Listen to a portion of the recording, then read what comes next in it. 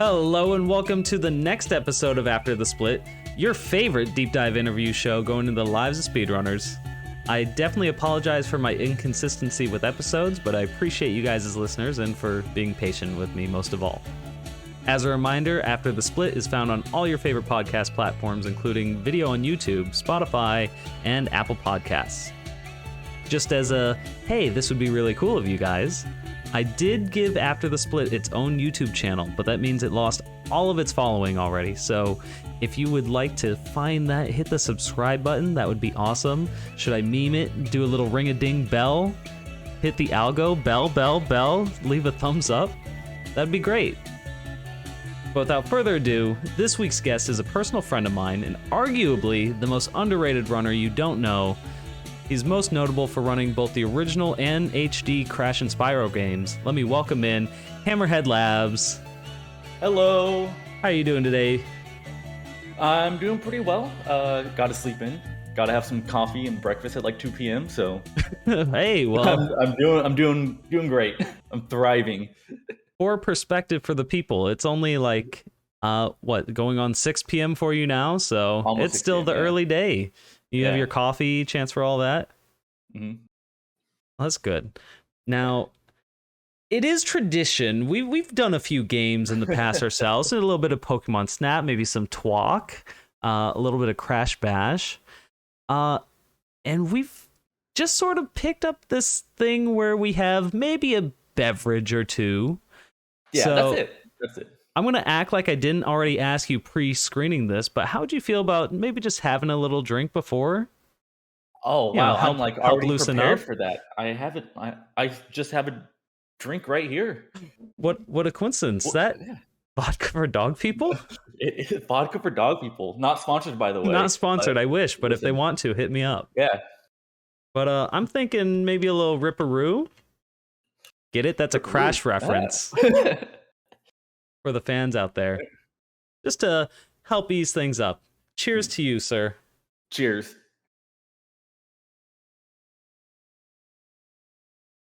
That tastes like regret. That's the cough from my COVID. Not right. By the way, Yeah, that is nuts, because especially as things are sort of easing up, it would figure that you're getting COVID this late into things. Yeah, I had a finals a couple weeks ago and went to a study group with some friends and caught it there. So I was sick through finals. Ugh. Then starting off my summer in quarantine. So it was.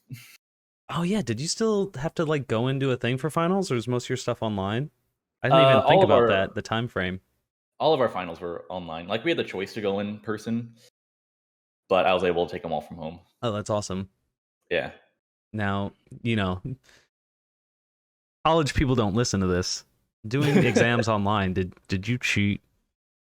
I did not. Good answer. Answer. This was a test. I'm the FBI. Yeah.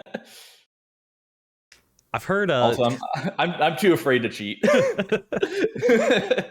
I've heard it's kind of crazy. They actually have like this software stuff that's supposed to detect if you're cheating, which I haven't had to use yet, but people have told me about it. Like, it tracks if you're looking on your screen or whatever, watching camera.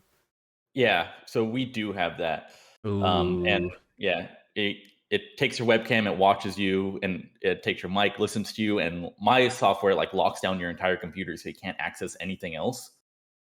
So really? It cuts off the Wi-Fi, cuts off being able to access any programs. I wouldn't want that on my own personal computer. That seems crazy. Yeah, but it's what we have to do. Fair enough. Yeah, true. Mm-hmm. I didn't have much of a say. If you'd like a degree anyway. Yeah. Oh, well, I guess just to give people a little bit of backstory. So Hammy and I, man, how long have we kind of known each other now? I feel like at least a year and a half or so. I think you started coming into my streams when I was running SRT2. Oh yeah, I think when I first started doing that. Yeah. Mm-hmm. So I think at like the beginning of like 2021. Oh yeah. All right. So just about. Yeah. And I kind of like the direction that a lot of the things that you've been doing recently have been going, like doing the blindfolded Pokemon Snap with people. That was a lot of fun. So thanks for inviting me for that. Oh yeah, that was so much fun. How I did like that come to be, by the way? uh Because it was like Danny. randomly just hit me one day. It's like, hey, would you want to be my eyes and yell at me where to go and snap? Yeah. So my friend Danny, Sharks and Sweater on Twitch, she just DM'd me one day. She's like, "Hey, I have an idea, and you're like one of the only people that I know that has Snap, Mm-hmm. the new Pokemon Snap." She's like, "Hey, I have this idea. Would you want to do this?" I'm like, "That sounds awesome." How would you Like, say it went in execution? I think it went well. It was a little chaotic when we were all in like Mm-hmm. one big group and all yelling at each other. That might have been a little too much, but I think it was good just having it one round and then just having all the other rounds just kind of in our own teams. Yeah, for sure. I had sensory overload. Everybody yelling. I was like, I can't. Yeah, I physically. yeah. But I'm surprised we got like any good pictures out of that. I was too, actually. Yeah, Because I up, down, I left, had some right, I switch had some that delay, beat my and like previous records. I don't know how. well, I can tell you, Yeah. you're a good gamer, but I don't know about a good photographer. I don't know if you quite got that oak vision. Yeah. Funny enough, I like used to be into photography a little bit, Oh, but really? yeah. Well, I mean, you're great, Yeah. photographer. I Yeah, it's only just a feel a video little game thing. guilty now. No, I've that's kind of what I used to do that like before COVID, but with the pandemic, I kind of put it on the back burner. That actually kind of makes a lot of sense. I've seen like in your background you got photography stuff. Like it looks like nice Mhm. camera and whatnot. But I Yeah, guess I've never thought of it. yeah. I actually have my nice camera is the one I'm using right now, Oh, I can tell. It but I do have shows. like a bunch of lenses there in the background. You're putting me to shame on my own show, and I don't appreciate it. Yeah, I actually like had a study session with like we did an online study session after we all got sick. Oh, um, and I turned on my camera and they were like, "What the hell? Why did your camera look so good?" They're do like, you "Oh, you must be a gamer." I'm like, "Yeah." do you actually explain to people like just that you meet through school and whatnot that you stream and whatnot? I've told like a couple people. Only if I already kind of know they're interested in like Twitch and stuff. I'll like Yeah. let them know, like, "Oh yeah." Also, when I'm drunk, I'll be like, "Ah." But there's like a couple people who have like shown interest and stuff, and I'm like, "Oh yeah," like I speed run these games and stuff. And whenever I go see them, they'll like ask me like, "Oh, how's it going?" and like my times and I always feel a little weird about like my IRLs knowing about it mhm, because it's like a nice escape for sure too. But I mhm, think as with anyone, you kind of dream that maybe, hey, I could grow as like a content creator, streamer, whatever, speedrunner. mhm, And ideally, you want more people to have eyes on your stuff. But I think me like at some social event with people I know and then people they mhm. know be like, yeah, I play this game and I try to go really fast. Like, oh, nah, maybe I don't. But it is like a large Yeah, portion of my time investment too. So like, mhm. it's definitely a hobby that I am passionate about. So maybe I should try and share it more. But I feel private about it. Yeah, I feel weird like self-promoting myself in real life. That too. That too. Yeah. Oh yeah. I guess I didn't even think about maybe from that angle. It's like self promo. If Yeah. I do the shit out of it online, hell yeah. Yeah. But yeah, I do have like some like IRLs that come into my chat, but they're like most people who are like already on Twitch, already some of them stream and stuff already, so it was easy to, you know, talk to them about it. Definitely. Mm. I All right, I'm gonna hit you with the basic rapid fires that I pretty much always start every episode off with, and All right. probably no real surprise to you. But so the question that always fascinates me, and I think a lot of people sometimes are like regret it or it's a good story, so I like to hear it. How did you come up with the name Hammerhead Labs? So back in what, maybe like 2009, I got an Xbox 360. It was like my first like, online console and stuff, so I had to make an account. Mm-hmm. I'd get Xbox Live to, play with the homies. and I'm super uncreative with names. Oh, that's Most of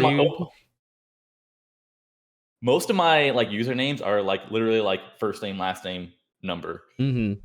So I wanted to have something that wasn't my first name, last name, number, because you don't want people knowing your last name Yeah. online. If you could just tell me your first name, last name, and then those wacky numbers that they assigned you Yeah. at birth, that would be cool for the Yeah. show's purposes.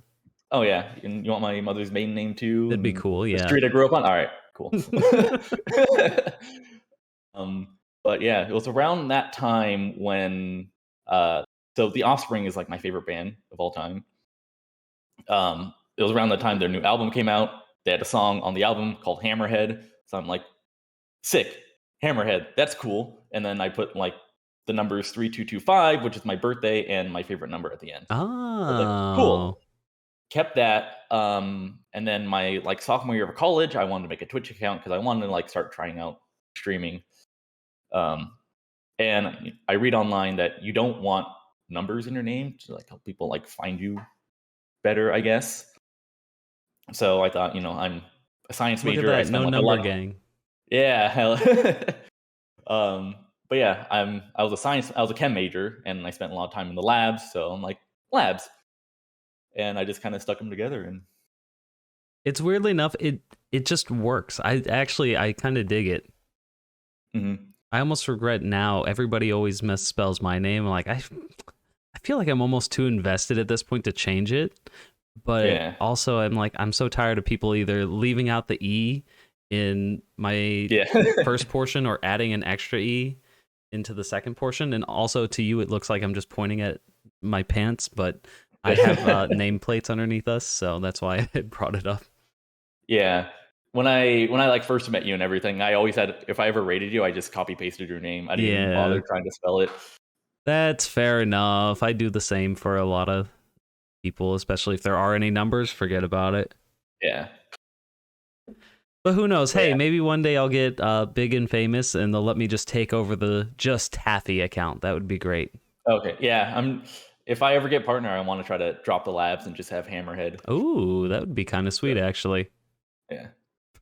Have you... Oh, sorry, burpees. Have you already checked? Is it taken? It is taken, but I think the account is like dead. That's like, always the worst, isn't it? Just dead accounts. Yeah, I always check every once in a while to see if it's available, but I think it's only really like a partner thing that they let you take them. Mm-hmm. It's what I've seen people like Gage do. Okay, yeah. Now, if you were starting off in 2022, would you go with the same name, do you think? I like my name. I just think it's long. We were talking about this earlier. Just the name is pretty long, and I just kind of want to shorten it. Yeah, for sure. And I like just Hammerhead. That's what most people call me. I feel weird when people call me HammerHeadLabs. If I'm like going into a stream for the first time and they don't know me and they're like, "Oh, thanks for the follow, HammerHeadLabs," and I'm like, that sounds kind of weird. Too many syllables. Yeah, he's just ham or hammy to me always. I will say one of the best creations to come out of you being a Hammerhead Shark is the bongos emotes that you have. I feel like everybody loves that emote. Yeah, everyone that I talk to loves the bongo. That was made by my friend Gem Hunter. Oh, really? She's an artist, and she's usually lurking in my streams a lot. But yeah, she made that one and my comfy emote, which are both very goated. I might have to poach your artist. Yeah, but no, she's great artist. But yeah, I would definitely love to get into a bit of your origin story, kind of the how did you get to be a speedrunner and exactly what it is you do, because I mean you're pretty public with just in general where you are in life, and I think that's something that's very comfy, very personable. So how old are you? Where are you from? Where do you live now? Stuff like that. So I am 26 years old. I know my profile says I'm 24. What's it like being an old gamer? Cries in 27. Yeah. My back hurts, my knees hurt. Didn't have to be that real. Everyone's younger than me. I get called a boomer a lot. But yeah, I grew up in Southern California, and I did my undergrad in San Diego, and that's kind of where I like learned about Twitch back in like 2017. Um, I watched a lot of like Achievement Hunter. I don't know if you know them on like YouTube and stuff, but I Like watched a lot the of them. Rooster Teeth guys, yeah. Yeah, the Rooster Teeth guys. And one of the guys, Brown Man, he goes by Ray now. That He almost sounds left. racial. I don't know if you can say that on this show. It's okay. I'm brown. I can Oh, say okay, that. fair, fair. He left to go to Twitch. I'm like, oh, let me go check him out on Twitch. I check out his stream. I think the first stream I went to, he rated this guy called I Ate Your Pie, and he was speedrunning Galaxy. And that's kind of where I got like introduced to speedrunning, is like watching him, and I like stay up watching him do the 8-hour Galaxy 120 runs. I'm like, oh my god, this is sick. Playing games fast. And that year, or it was like at the end of that year, I tried out like Super Mario Odyssey, like any percent. Which is a very cool game.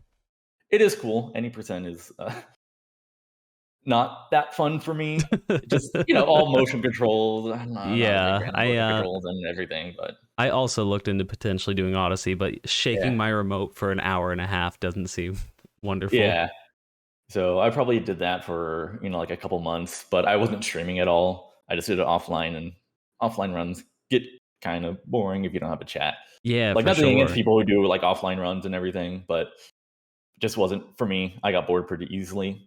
Well, it's always kind of that funny thing, and I feel like where most people kind of start off is, well, one, you need a place to record your runs, because you record anything more than like 360p, it takes up a lot of hard drive space, and because I think it's not natural, right, to just start off as speedrunner in anything like that. Because I mean, some people maybe desire that, oh, I want to be a streamer, but I don't think they start off speedrunning. Whereas most speedrunners are just like, I just want to do runs. I'm a gamer more than anything. So to start off actually just local recording and then later pick up Twitch, I think it probably gives a lot more respect for the hobby as a whole. Oh yeah. Yeah, and I think like my best time I got, it was like a 127, which isn't horrible, but it's like not the best, Mm-hmm. And then I kind of took a break from that, and then I started streaming in like early 2018, I think. But I just did like some casual stuff, not speed running. And then I took a break from that. And then sometime I think in like 2019, I like streamed a little bit. I streamed a little Destiny 2, and then I did a single Crash 1 NST run. Any Hey. Never kind of stopped doing that. Like, I don't blame you. Stream for a couple years. And then with the pandemic and everything, I started streaming again because I had a couple friends who started streaming. And, I started off with the Amogus. Oh, did you really? I did. Oh, I think those had were no like my idea. first couple streams. With with randos or with friends? With friends. That's good. I mean, way better. Yeah. So I think that was kind of like October 2020. But I still had that interest for speedrunning. So I did like a single SRT 120 run. And the cool thing about that was that it was my first run ever. Never really had like an audience on Twitch outside of my friends. But a lot of people from the SRT community came in. And for the people that don't know, because I always like to assume that maybe this person hadn't heard of you. What is SRT? It's a Spyro Reignited trilogy. It's the remake for the first 3 Spyro games. Came out 2019. Sounds about right. Yeah. Yeah. But yeah, I did Spyro 1, 120%. But yeah, a bunch of people from the Spyro community came in and was like cheering me on and like hyping me up and everything. And I probably would not have kept up with it if they had not come in. Oh, definitely. I mean, same. Yeah. Yeah. And then like I joined the Discord, got to know a lot of them. But yeah, it was really really cool to just be like, randomly streaming and just a whole bunch of new people come in and hyping you up. So So just putting the storyline together as well. You finish your undergrad San Diego, and Yeah. I almost feel weird asking these questions, and I'm almost leading because I already know these answers. But I'm like, hey, it's a good story for sure. Yeah. So, where are you living now, and what are you doing with your life? So I am in pharmacy school right now. I just finished up my second year. I'm in Austin, Texas right now. I am going to be moving. So for my second 2 years, because that's the way the program works, just for like my rotations and everything are going to be in a different city. Um, but yeah, just getting my doctorate in pharmacy. So that takes up a Yeah, lot of I my mean, a time. doctorate in anything, so especially something Yeah, actually in the medical field is yeah. a lot. But yeah, I have 2 more years. My next year is going to be still classes and like a few rotations, and then my entire fourth year is just going to be pure rotations. It's going to be like 40 hours a week, 40 hours a week plus because you need to do more than that. So you got the behind the scenes. Who do we blame for the opiate crisis? Is it the pharmacists or the doctors? Is it you personally? uh, it's a mixture of both. Oh, good, It's good. doctors over prescribing and pharmacists actually filling. But there's been a lot of work done to minimize to start minimizing it. So I'm definitely joking. I think definitely people have some part of their brain that is addictive. And imagine if we mhm, didn't have things. I mean, go back yeah. 300 years, it'd be a little rough. Mhm. What made you want to be a pharmacist? I feel like that's not everyone's dream job, you know? I know it's gonna sound weird, but I've always liked chemistry. A lot of people I talk to hated chemistry. It was like their least favorite subject in school. It's like super. It is super hard, but I always found it like super interesting. I skipped a lot Uh, of my high school chemistry. That is me. I am people. yeah. But I just think it's interesting how you just like there's so many things that are like similar in like chemical structure, but just like completely Hmm. different in like the way we see it. So why not Like, just Breaking Bad? Go make some blue meth, make millions. yeah. But yeah, I've always been interested in the medical field too, because my dad, he's a cardiovascular tech. Oh, okay. So what he does is basically he assists the doctor in surgery for people with like heart attacks, strokes, stuff like that. Um, and I've gotten to like actually go into the hospital and see him in cases where they do it. Did Um, does medical stuff like that, like actually being with patients, like is that something that interests you at all? Because I feel like a yeah, it pharmacist does. is kind of more hands off, right? Pharmacist is a little more hands off, except for like like the retail setting, which I don't want to do. I worked as a pharmacy tech for 2 years, and working with the general public, it's not my cup of tea. Um, but I want to go into like hospital pharmacy, and I kind of want to specialize in either like oncology or pediatrics, Oh, which is kids and cancer. two very depressing things. Wonderful. Sick kids and Yeah, cancer patients. yeah.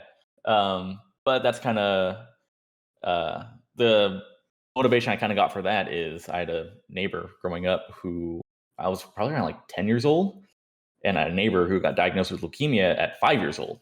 At five? Oh, Yeah, so I watched pretty much the entire process of that, and being like a 10, 11-year old at the time, like you can't do much.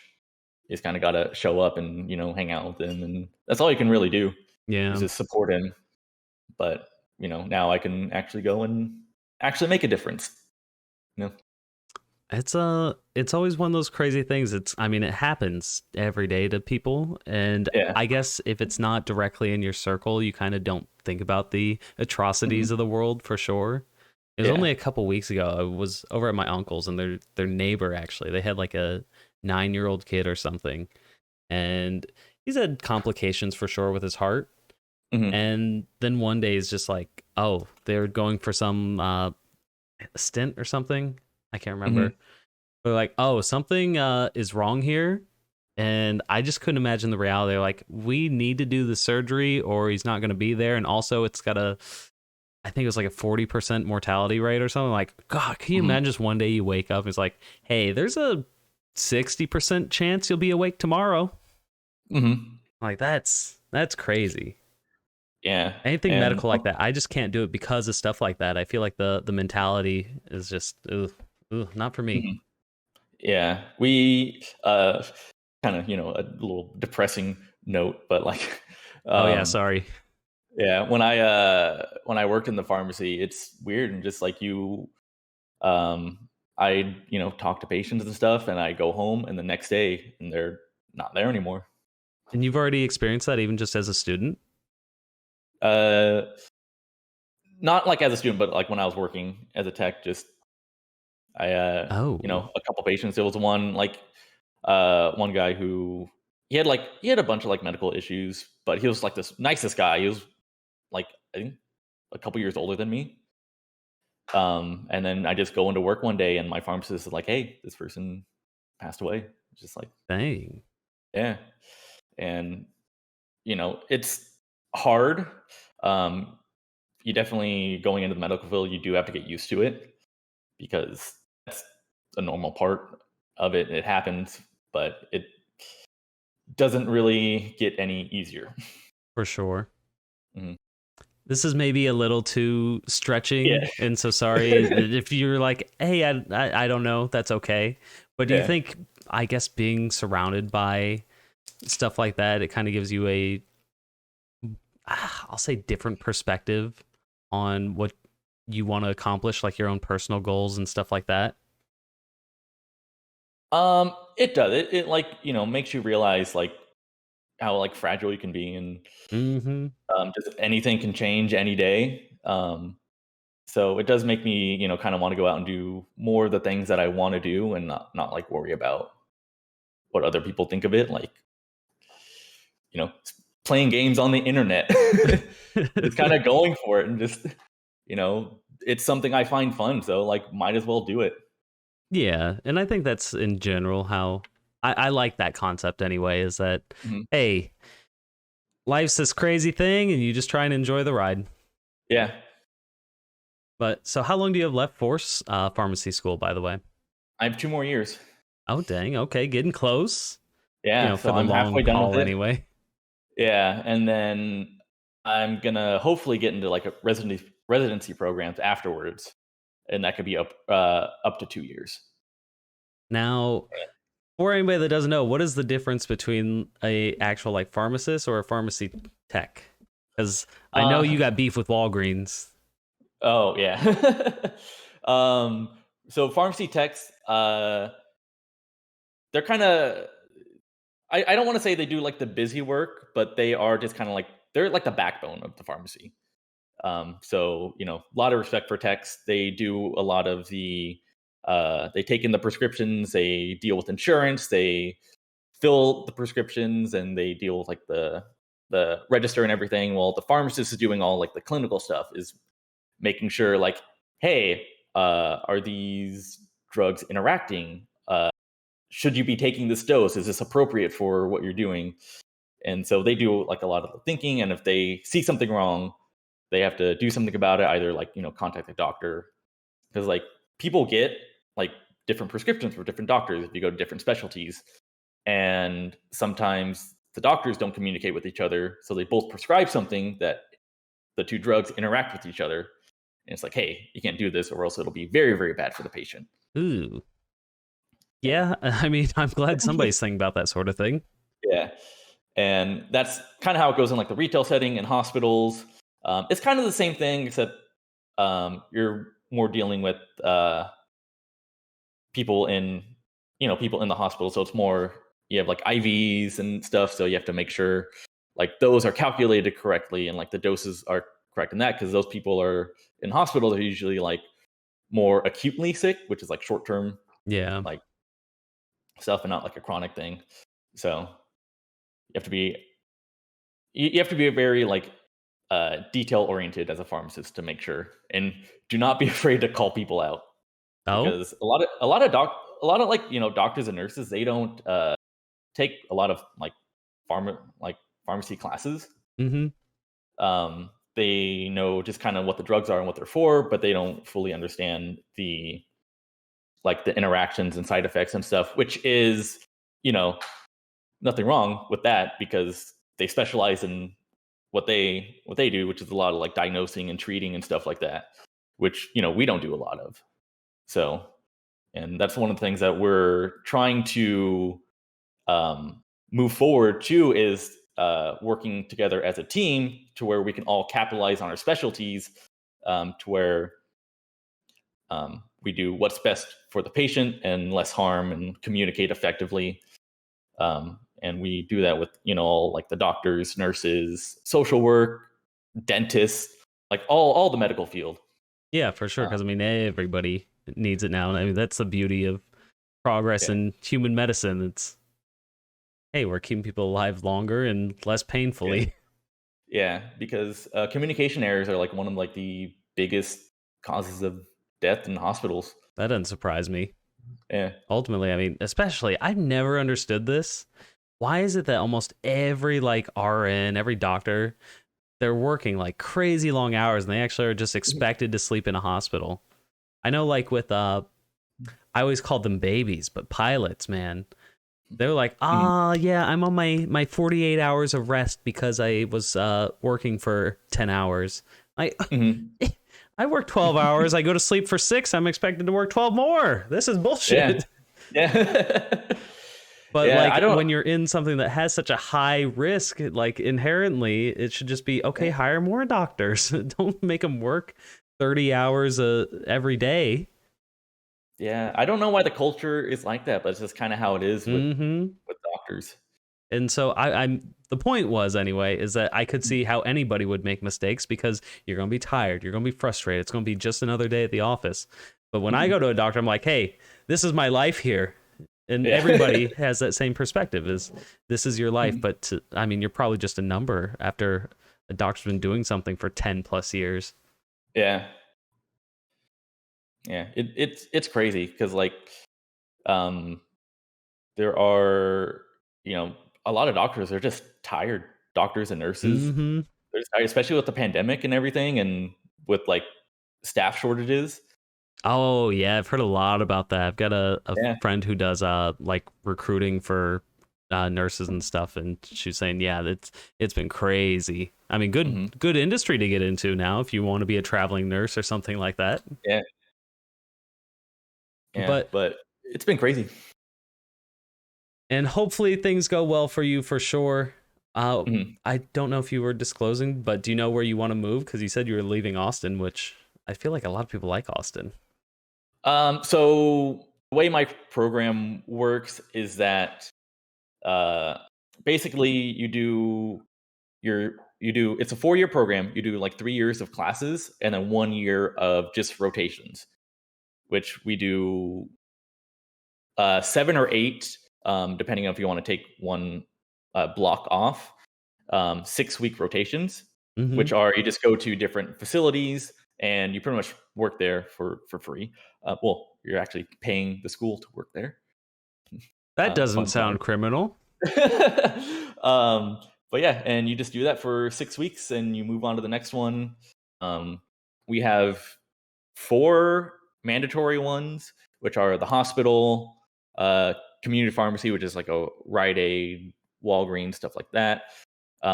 We do what's called ambulatory care, which is like long-term care facilities. And then we do one more. I can't remember what the other required one is. And then we get elective ones where we get to choose where we want to go for 6 weeks. So if we want to try something, if we want to try something out to see if we like it for 6 weeks, and it just helps us like, choose kind of what career we want to go down in the future. So, and there's actually a lot of pharmacy opportunities now compared to, back then.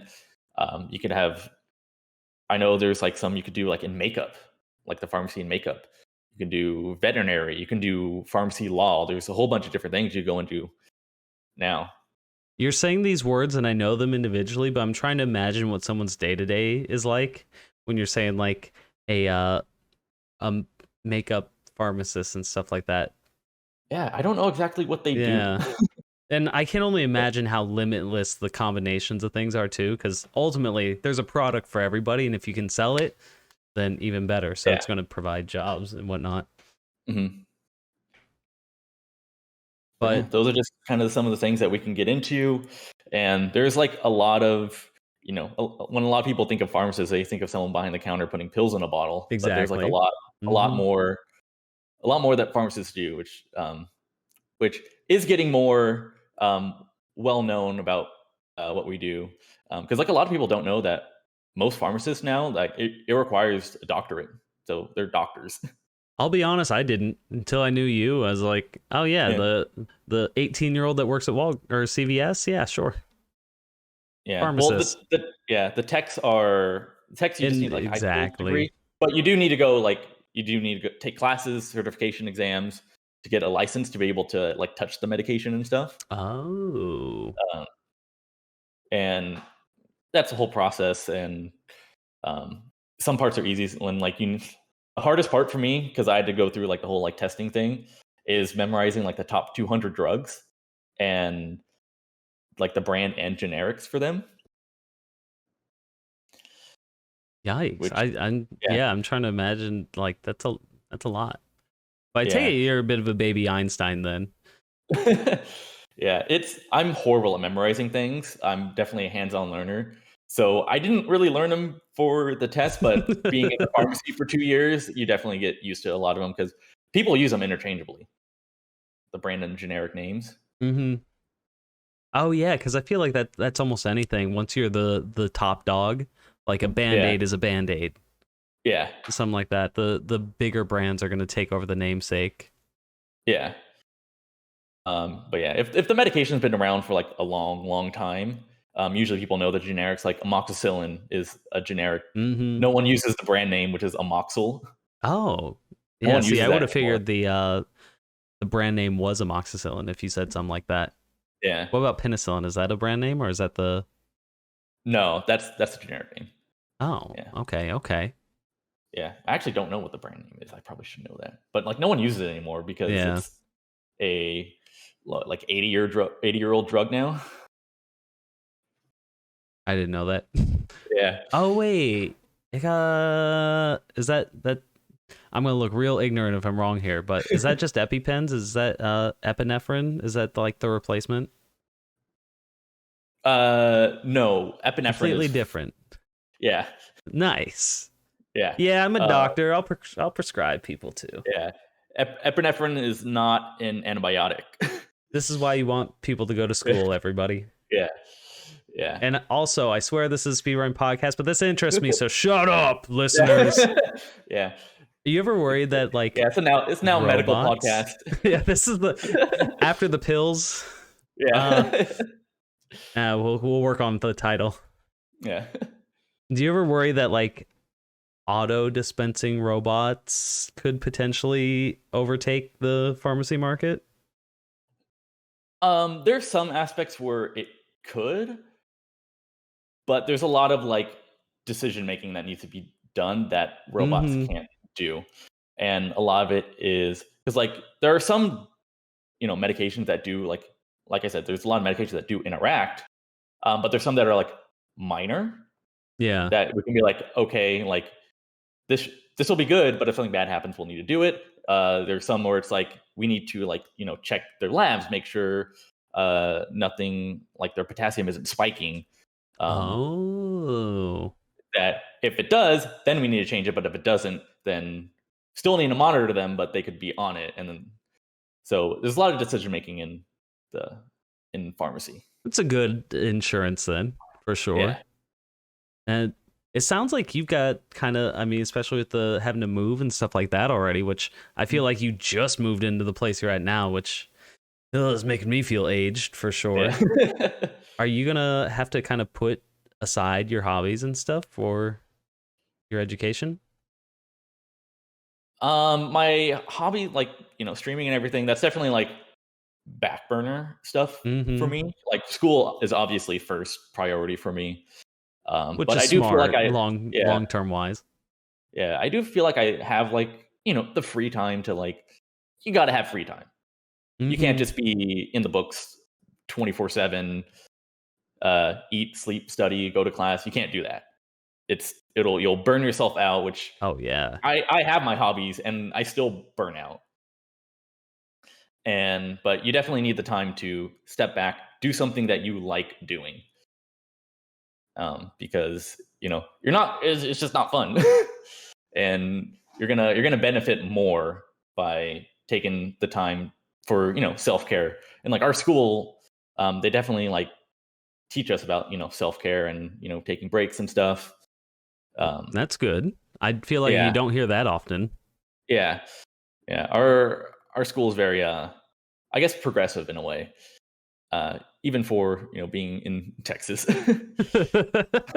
Well, I But guess you're in the only progressive part of Texas. yeah, but uh, but yeah, our school definitely it prioritizes like making sure we're doing well, prioritizing mental health, self care, and just making sure that we don't burn out. Like we have presentations on burnout and what we can do to prevent it.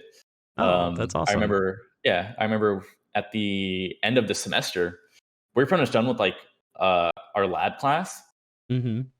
And like our like pharmacy practice labs, it's structured in a way to where we learn like the hands-on skills. Like we learn how to take blood pressure, we learn how to do like tests.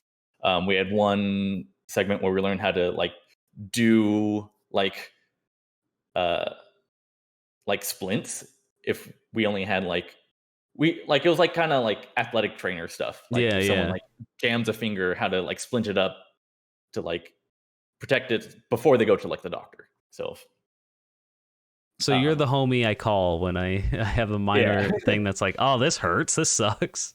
Yeah. Um but yeah, so we finished up that, but we still had like 1 week left and they're like required for us to come in just because like the hours and like the curriculum, like they require you to come in. Yeah. But they decided to do like a scavenger hunt around campus, which was Did you just as did like you a win? I That's think the we got important second thing place. here. I think we got second place. Yeah. Second? Yeah. Sorry, maybe I need another guess. Can you get me the winner? Yeah, let me call him up right now. This is a weird thing, but so I started up college last year in the fall. Finally, it's only my undergrad. I'm a little late to the party, but is what it is. I'm here now. And they have for like the young children, the books, they have them take like I don't even know what it is. It's like an advising class, but it's pretty much like, hey, here's how you be an adult and just kind of function not living with your parents and stuff, which I'm glad I didn't take, but there's some aspects where I'm like, that actually sounds kind of fun. That some like that, where they have them do like a scavenger hunt and pretty much just like social building exercises, stuff like that. I'm Mhm. like, that sounds kind of cool. And I've never heard of people doing stuff like that. I mean, back when all my friends went to school, it's like, yeah, you just have a lot of homework every week. Your life sucks and you're poor. Yeah. So to That's how see it the was. change is nice. Yeah, that's how it was for me. And I didn't take any classes on like how to be productive in society. um, but I think in like it'd be good in college because if it was in high school, I wouldn't have paid attention to it at all. I guess that's fair too, right? Yeah. Like if you're finally getting in some sort of independence and someone wants to tell you how to live your life, you're like, yeah, that's cool. Yeah. That's cool. No, thanks. Yeah. I still have no idea how to do my taxes and I'm 26. Some that I found just strange, interesting. I don't know the way to put it, but in something like a medical field, something like what you're doing, if you don't finish it, I feel like it doesn't have that much value. And right now, I was thinking about today because I'm just in the most boring lectures of all time. Hi, dog. How are you? Yeah, hi. Dog. Hi, Shinji. All right, come on up. Anyway, I'm no longer the star of the show. so they have, much like you were talking about, how you're like pretty much made to work on things. They force you to do co-ops, which is, I mean, essentially just jobs. And being in an IT field, they actually pay decently because I think nobody would do it unless you were getting paid. And after you have a couple of them down, all these, everybody that's a student has work experience. They've already started, most school. They probably have certificates. And if you don't want to finish your degree, it's probably not smart. but you could theoretically find a job, an entry level, or even at that, a mid-level IT position Mm-hmm. without even finishing your degree. But some like Yeah. in medical fields, like if you don't finish, what do you have? You have credits. You don't have a degree though. And it's like, Yeah. it's almost wasted. Yeah. And Because do a lot of people kind of drop and stuff? Because I feel like any medical field has got to be super competitive, very difficult, and the dropout rate's got to be insane, right? yeah, I think it depends on the school. Like not bashing any schools or anything, but some have like I think my school has like a 95% like graduation rate. Oh, Um, that's really good. Way more than I yeah, thought. yeah. So like my class came in with like 108 students, and I think we're like at just over 100 right now. So but it is like with like the medical field, a lot of stuff in the medical field you like need the degree for, or else Mm-hmm. you're just like you can't get certified, or you just can't get the job at all. Like no amount of work experience Yeah. will make you qualified for that unless you have the degree. So like if I were to like drop out now, I like the highest I can go is a tech, which techs don't get paid very well. They don't really use like any uh, clinical experience. Um, I would have, I would not be able to pay off my loans as a tech. Which it Pretty much. definitely seems like a wasted potential for you too. Yeah, So thank yeah, goodness, because somebody's got to do it. yeah. Now, have you ever felt like that burnout with running and streaming? See, we wrapped around and I can do it. I get it every once in a while. It usually coincides with like my like schooling if I'm feeling burnt out from school, and I'm just tired. Then it kind of pushes it towards like streaming as well, to where I get tired of that too. Even though I Hmm. kind of use that as like a little escape. Um, but I feel that I jump around like categories a lot in speedrunning, Which is to where I probably a feel healthier way to do things. And yeah. Also, I'm like very bad at making decisions.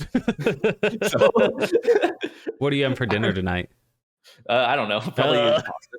Yeah. I'll decide later. Um, I'll decide when I open up my fridge later. Um, but yeah, I never like can decide like what I want to run, or if there's anything I want to stick with. And like I was actually talking to well, I showed up in Boris' stream the other day, and he says like there's like a lot of speedruns that are known for like a game, Yeah. but like me, like there's not really a game that I'm like grinding like super hard or like playing all the time, because I just jump around a lot, Do which you view that negatively or positively? it's kind of a mix. I think I think it is more fun to jump around, um, but I feel that if I like played the same game over and over again, I'd get tired of the game, Yeah, yeah, for not want to sure. do it anymore. Yeah, I've because oh, go ahead, go ahead. I was gonna say, because like I'm not like I do it mainly for fun. Like I don't have like the time to like grind out like any like records or anything. So and I use it as like a hobby, and so it's just kind of a fun thing for me. And if I'm not having fun with it, why do it? So That is a very rational and, theoretically mhm, right thing to say, but uh-huh, man, is it so easy to get caught up in the, I mean, just nitty gritty of it all. It's like, oh, yeah, well, analytics are doing well on this, or I feel like I can get good at this. And you see so many uh-huh, people just grind, even though it looks like your personal health is just like deteriorating. yeah. And that's why I try not to compare myself to other people. It is Hmm. inevitable to compare yourself. Oh, yeah, Um, it's almost impossible not to. yeah. But I try to, look at my own journey rather than Hmm. how I'm comparing to other people. Um, and you know what? I'm happy when I see green. Hey, where my pace pals at? Me too. Yeah. Let's go. average splits. Oh, average splits. So nice. Yeah. Live my life by the average splits. Yeah. I've actually uh have been running against balanced splits lately. That seems like a nice thing. I didn't know Live Split did that until Yeah. very recently. Yeah. And because like I didn't know about it until it was Squimmy who got a PB in 70 star, but his splits had like just a godly like first like 40 minutes, like his best pace ever. And he's like, no way I'm running against this. I'm going to balance splits. I'm like, what is that? And Nani? I go on live split. Yeah. I go on live split and I just checked the comparison and there's a thing for balance splits. And it's been like super nice because it's not like your time save is all condensed into like 1 or 2 splits where you maybe lost like a minute or 2 or stuff like that, but it spreads out over the whole run. You're not running against any golds. So it's nice for the I guess for the mental too, because like not running against golds is like really nice. Because, for sure. Yeah, you don't have to feel like you have to do the best you've ever done to save time. Last night, actually, this was almost insane, but it was such a relief on my mental. I was watching you, coincidentally enough. I'm doing an offline run because this weekend I'm doing Hollow Knight All Skills for the Speed Docs charity event for Launch Party is the name of the event. So I think this is probably coming out on Saturday. We'll see. But anyway, I'm going through it and I'm like, I haven't compared against PB yet because I've just been doing blank splits. And because I need to actually play the game if I'm going to marathon it, whatever. And that game's weirdly different in that you say resetless. I'm going to do a resetless run, but it has so many like save point setup and stuff that if you actually die, you can't finish the run, or it's like several minutes and it's not worth your time. But anyway, point is, I compared against PB and it's just gradually adding up. It gets to be about +3. And then somehow I wind up only +9 seconds. And I'm like, oh, I didn't realize I had 3 minutes of time save in this one boss section. And then later on, it gets to be plus like almost 2 minutes again. Like, oh, well, okay, so I'm still not good. But then it gets to be -5 seconds. I get to the final boss and I throw again. So it's like a full roller coaster of up, down, up, down. I'm like, my PB shit, which means I feel greatly inspired by that, though. So like balance splits helps you with knowing like I can consistently just have like, I'm doing okay. And that seems kind of nice. I like to call that phenomenon the Christmas splits because it just goes red, green, red, green, red, green. I have the instead of just a gold, like I have the rainbow splits too. So it's a real Christmas tree on my splits yesterday. It blew my mind so much. I took a screenshot, put it in Discord. And I've got like a bunch of golds, bunch of red, a lot of red, and then some green. Yeah, I remember I was doing a Spyro 2 run one day, and I was comparing it to averages because I think I had like a bad first couple splits, but I just want to finish a run. Or I was like resetting a lot. I just want to finish a run. So I switched it to averages, and I'm doing a run. And all of a sudden, I think I like finished Metropolis, and I'm like 5 minutes ahead of my averages. I'm like, I wonder how this compares to PB. I'm like 3 minutes ahead of my PB. I'm like, oh, all right.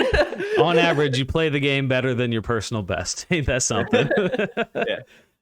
I had to do that for Hollow Knight's any percent because I just kept resetting in the early game. So my average got to be way better than my PB. I'm like, fuck. This is not how that's supposed to go. I want the serotonin. Damn it. Yeah. And then you compare against 4 segments. Oh, I've never actually done that. I feel like I should, but that just feels like pity. I don't know. Put it down. I do that when I'm derusting. That's my fair. first That's run fair. back, I do worse segments just to look at green and big numbers. Even though I know that like my PB is like I'm way behind PB, but it's just a nice little motivation boosting. As someone, because you and I both, we have a lot of similarities for sure in what we run, but we both jump around and we play a multitude of games. Have you found it harder to, and I've only just realized this recently, but pick up new games and try and run it poorly? Because, your first run is always going to be bad, but I found like I want to put in so much more prep work when I'm doing my first run versus when I did my first Crash 2 run. I didn't do any research. I just pressed new game and let the timer run. That's how I do all of my first runs. Oh, really? See, that's Yeah. smart. I only just I realized it recently. I'm like, oh, I have not done that in ever since 2. Yeah, I do that for pretty much all my new runs because I just kind of want to see if I like the run first and like the game. I do maybe like a little bit to learn some of the speed tech. Mm-hmm.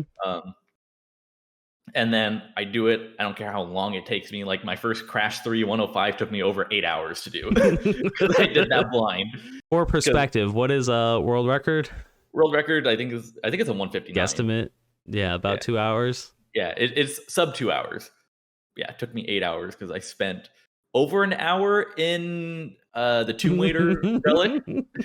I was there. I remember the descent into madness that was going on.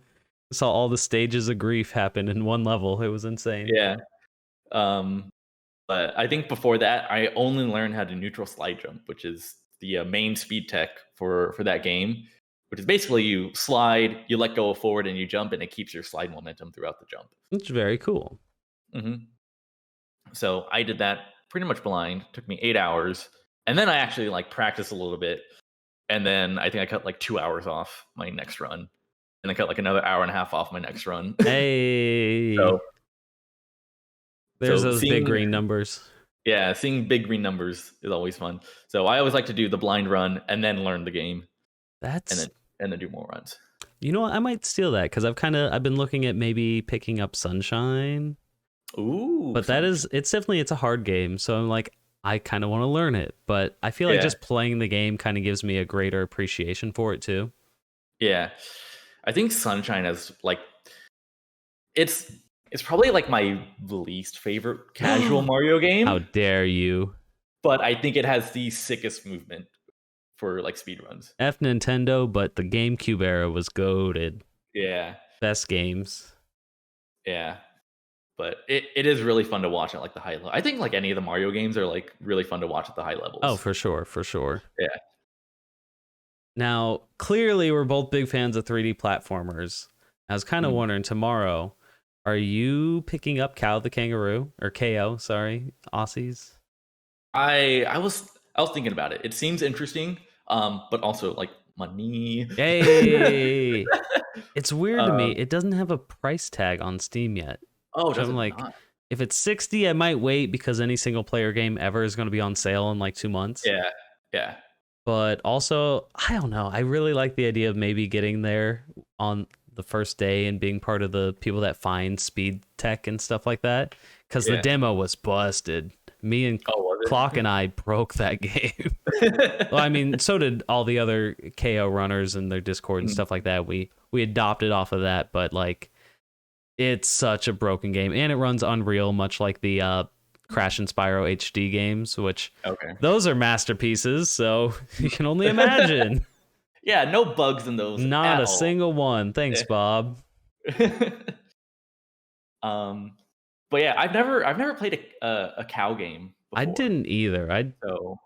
I tried to play 2 actually, because it's like $1 on Steam, and all the Reignited boys were blind running it. And I was like, oh, I want to, and just my controller would not work no matter what. So I'm like, okay, guess it's not for me. Yeah, but it seems like a knockoff of Ty, the Tasmanian tiger or whatever. I didn't either, but I've seen it. I feel like I missed out on like a lot of good games growing up. It's got swim in air, so it might be up your alley. Okay. Hey. Yeah. The staple of Spyro 2 and 3. I'm a really good host. So what games is it right now that you are like actively running? Because again, you've got quite a few, but yeah, mainly right now Spyro 2 and 3. Because I'm prepping because this weekend, you said this is coming out Saturday, right? I think so. Yep. All right. Not to take away from the speed docs, but I am hosting. They can coexist. A 15:45 relay with a bunch of members of Team Voyage, which is the stream team that Gaffey and I are both on. You And I'm going to segue be better running for me than I do. Thank you. which is I'm going to be running Spyro 2 and 3.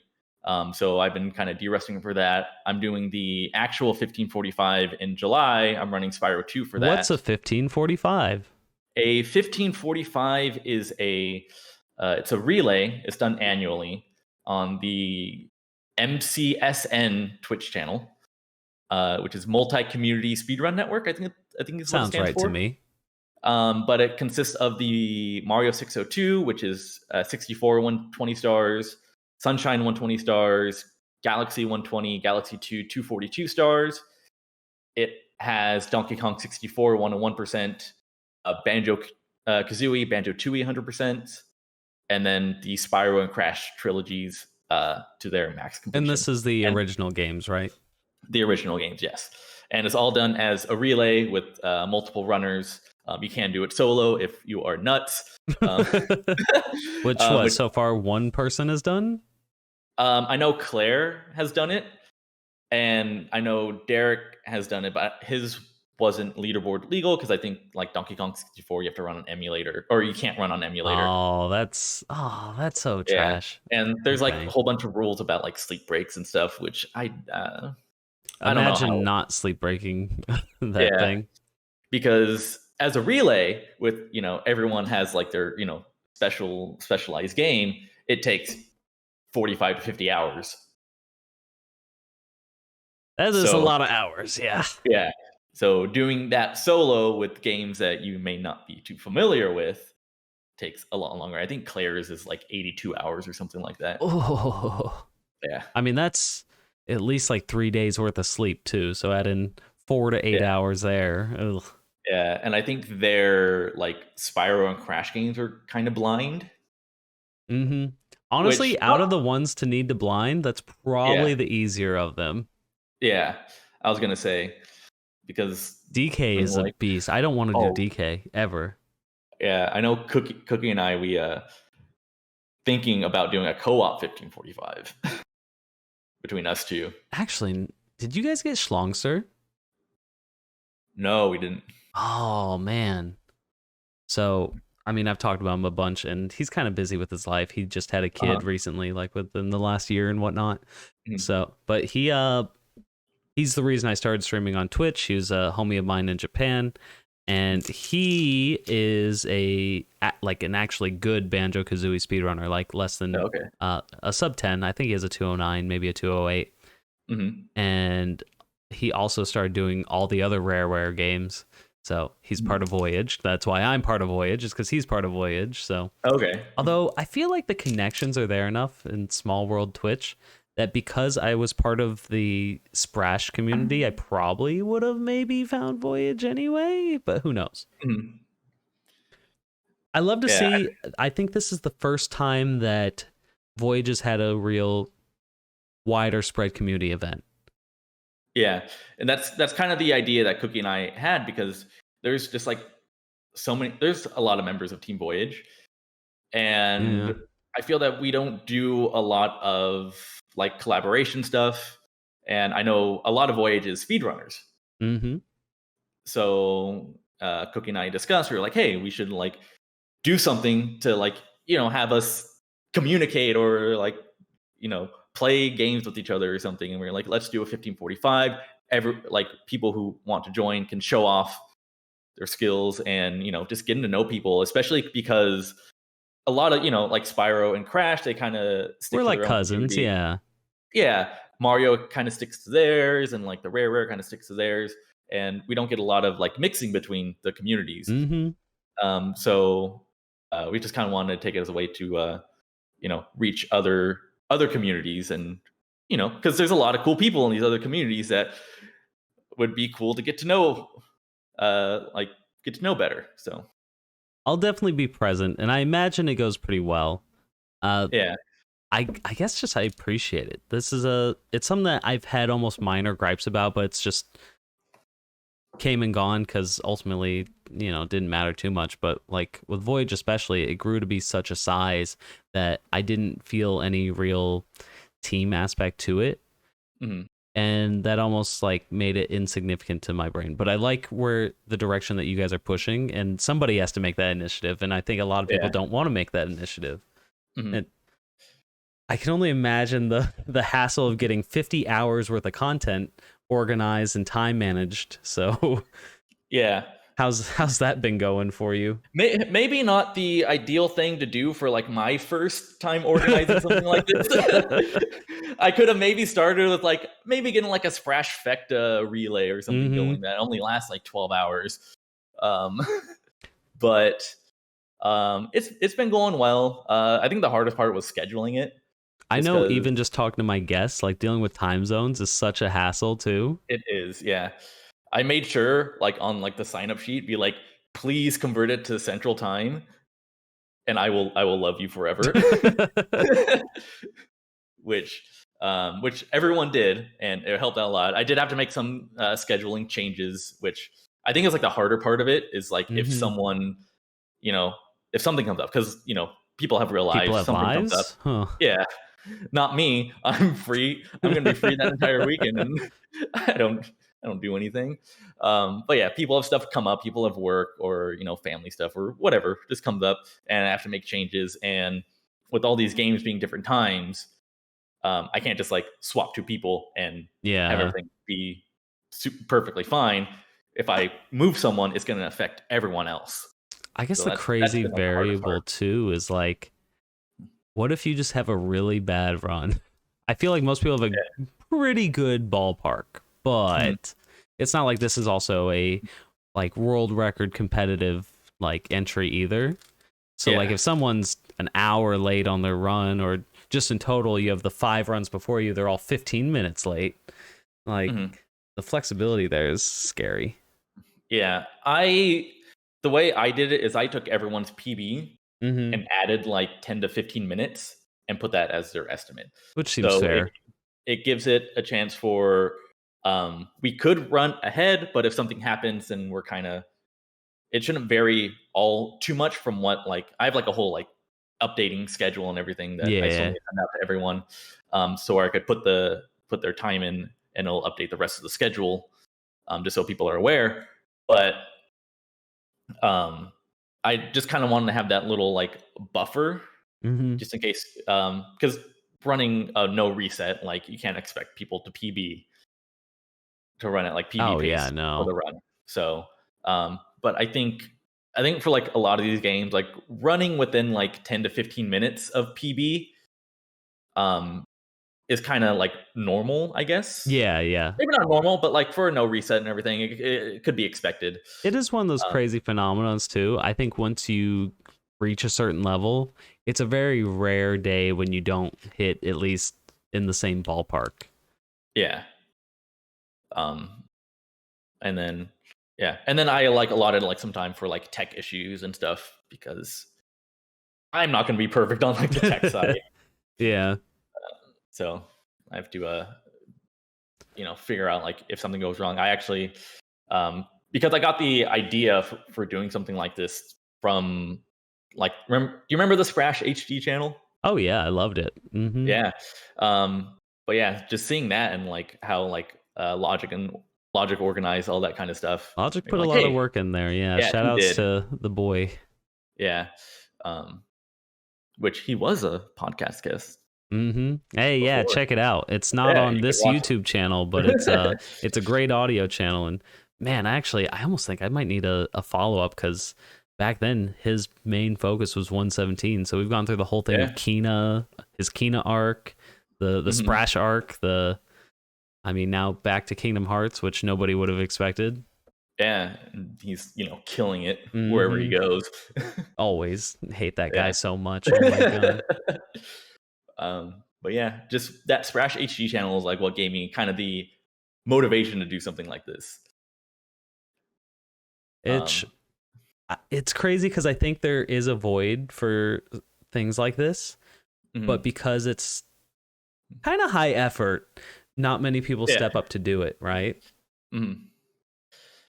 But yeah, so where can people find this, by the way? Where, like, if I want to watch this, I listen to this as I do every new After the Split episode that comes out. I'm like, oh, that sounds really interesting.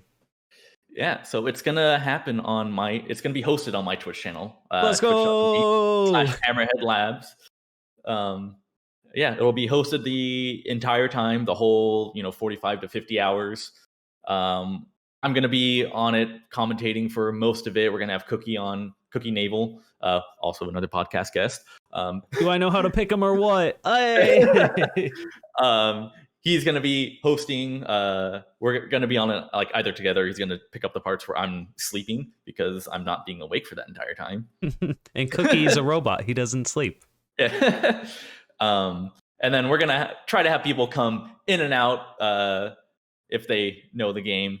If they could pop in the VC, or if the runner wants to pop in the VC, kind of explain what they're doing, because there are some games where I have absolutely no idea what's going on. Oh, I didn't even think about this. Do you guys have organized like host slots to kind of just talk? And I thought about it and I kind of made something for it, but I never followed through on it. Hey, this was a pretty short notice thing, and like just getting it to be a thing is impressive enough. So yeah, so we're just gonna kind of open it up to other members of Team Voyage if they want to pop in and kind of tell us what's going on in like the games, because like I feel that most of the games I kind of have seen runs of, and I kind of have a grasp of like what goes on.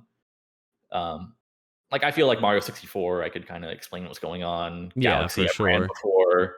Sprash games, I fully understand, but like, and maybe like Kazooie, but like Tooie, Donkey Kong. Oh yeah, I'd be lost with Sunshine. Mm-hmm. I have no idea what is actually going on, but hopefully we get some people come in to explain, or have the actual runner kind of explain what's going on. Now, I've talked about this with Nick V in the last episode, and I've seen it a bit from you, but I think everybody, when they've been on Twitch long enough, they kind of find their way separating from, oh, I go live, I do speedruns, into just being kind of a content creator as a whole. Is that something that you see yourself wanting to pursue a little bit, or is it just not so much? I definitely want to. As much I love speedrunning, it's been mainly what I've been doing like the past, I don't know, what year and a half I've been streaming. But there are so many other fun things to do out there. So many games I haven't played that I'd like to stream. I already have like some like goals, some sub goals that I've hit, that I'm gonna play some games casually. But it is hard to break from speedrunning. Oh yeah, when's Hollow Knight? You scammed me. I need to do all like my marathon stuff first. You know I like that game. You're scamming me. I still need to play. I need to play like Hollow Knight. I need to play Resident Evil. I need to play Hero's Tale. That was like my 400 follower goal. Hey. I'm at almost 500.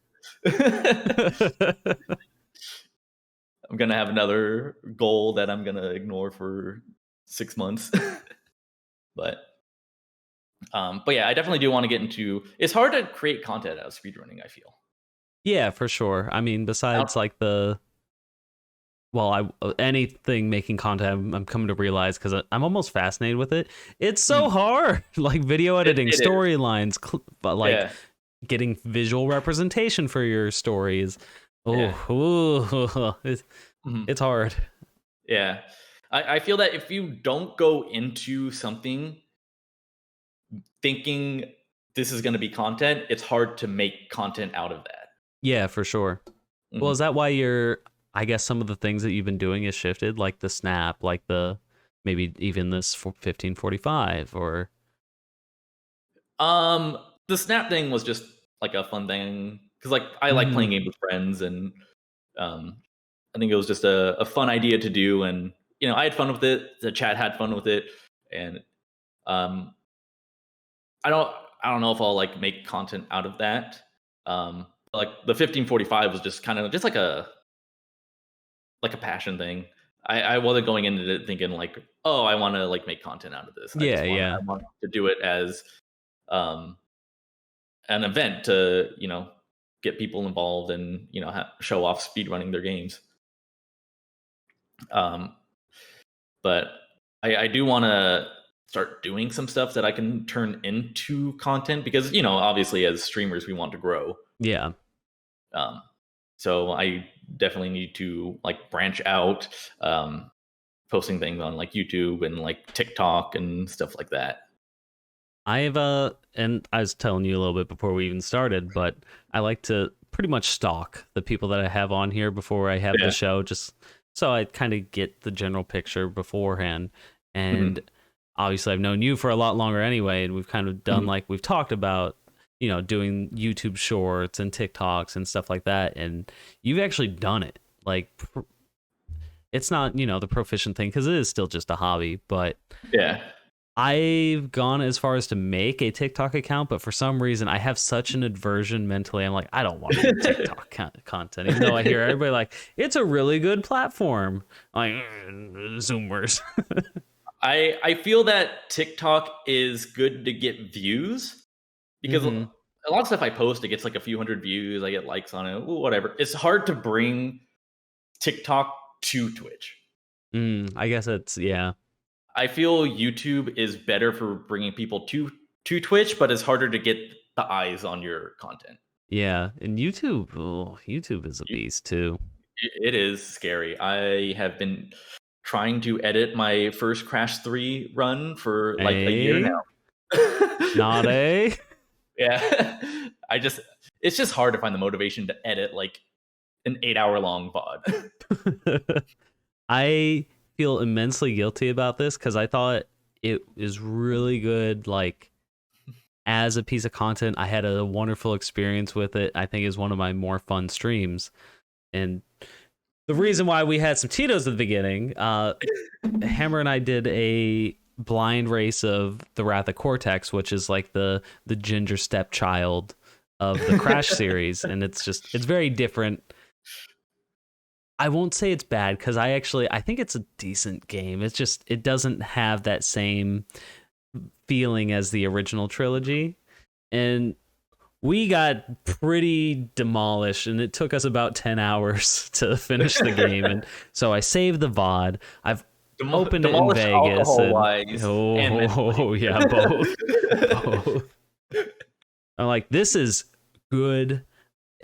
It's good content, I think. And also, Yeah. and I'm like, I need to make this a video. I made a cheesy thumbnail. I did it all, and it's been, 2 months, and I haven't. And I'm like, oh, I should do that, but I'm like, it's hard. It is hard. Plus, I know I'm going to put in like 8 hours worth of work or whatever, and 6 people are going to watch it. I'm like, that's demoralizing. And not even watch it. They'll click it and put like because they're homies. Yeah, especially because like we're just kind of starting off video editing. Mm-hmm. It's hard. We're slow at it. We're bad at it.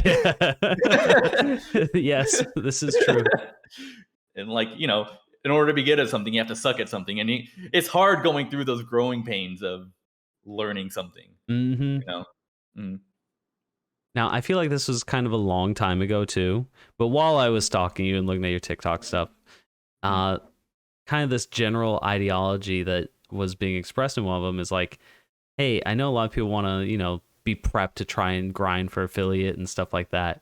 But something that you said, and I think it's true with anything you do, and it's crazy how much people don't think about this is, hey, whatever you do at first is probably going to be bad. But just kind of keep at it, and you're going to improve over time. And I want to imprint that in myself. So I think it's wise. Yeah, the way like I thought about it is that like you want to grow on like the different platforms. Just while you're growing, just practice at your other stuff. Mm-hmm. Because like you're gonna be bad at streaming at first. You're gonna like not gonna talk a lot. I went back and watched my first ever like Spyro 120 run, and I was just like, hey, how's it going? Hi, thanks for stopping in. Oh man, this level is hard. Stuff like that. Yeah. Can you imagine if like I grew on another platform and like got people to come over and like that's what they saw? And they're like, wow, this guy's like maybe not great. But if they come over and I'm like, already like have a year and a half of experience streaming, and then like I talk a lot more, even though I'm still not like a super big talker. But then I think it's a little more likely for them to stick around and stuff. Yeah, I think you're a fantastic streamer. I will give you kudos. Thank you. a good general rule that I try to follow, even though it's difficult, is be the content that you want to watch. Because, like, obviously the idea is you want to make people want to be there, sort of thing. Yeah. So it's all a work in progress. Yeah. Now, we do it. We learn. We figure out what works, what doesn't. And I know, like, when I stream, I don't want to create, like, like a fake persona of myself. I just want to be cringe. me. I just want to play my games and just, just have fun. I'm not going to have fun faking everything. Yeah. And, oh, God, with the burnout, come full circle. Yeah. You can't put on a fake persona like that long. That'd be awful. Yeah. Yeah. And that's, I think a lot of the people that I watch are just kind of like people just streaming and just being themselves. And I dig that for sure. Yeah. And I think people appreciate the authenticity. I mean, that's why you see some of the bigger examples like Gage, Deo. Yeah. They're just authentic, and like, you either like it or you don't. Yeah. I think it's really cool how, like, you have people like have like their, on-screen self, and then, like, I've actually gone and, like, met some people that, I met on Twitch. And it's like they're like the same person. They're maybe not, as, like, energetic and stuff as they are on camera, but they're the same person. They're still just as, like, nice and everything, and just cool people to hang around. And I like that. I really appreciate that. And, like, those are the kind of connections I wanna make. All right. So, Hammy, I definitely have to get these out here. We've been going for a while, and I'm sure I could talk to you for a couple more hours. But people do want to hear about your speedrun a bit, so let's rapid fire them, shall we? All right. Let me get some water. Which category do you think you've grinded the most? Grinded the most? Probably Spyro Reignited to 100%. It's probably the one I spent the most time in. And that's definitely not the first game you've run, right? That's like the fourth or something? Or at least category, I'll say. I think it was the second one I've ran. Oh, okay. I think I did 120, and then I moved on to Spyro 2. Because I like to run completion categories. So I just kind of wanted to... yeah. Yeah.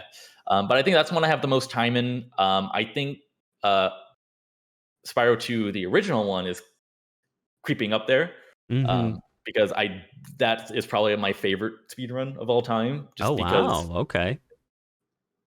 It's got that, like, perfect level of brokenness to it, to where you're still playing and it's very, very heavily movement based, but you still get all the fun of, like, doing some glitches, going out of bounds and stuff like that.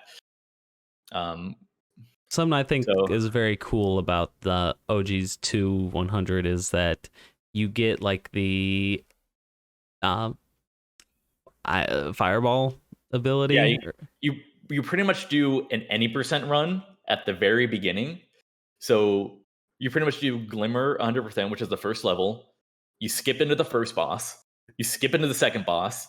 You skip into Dragon Shores, which is the area that you get for beating the game. You get a permanent fireball ability, which makes you completely overpowered.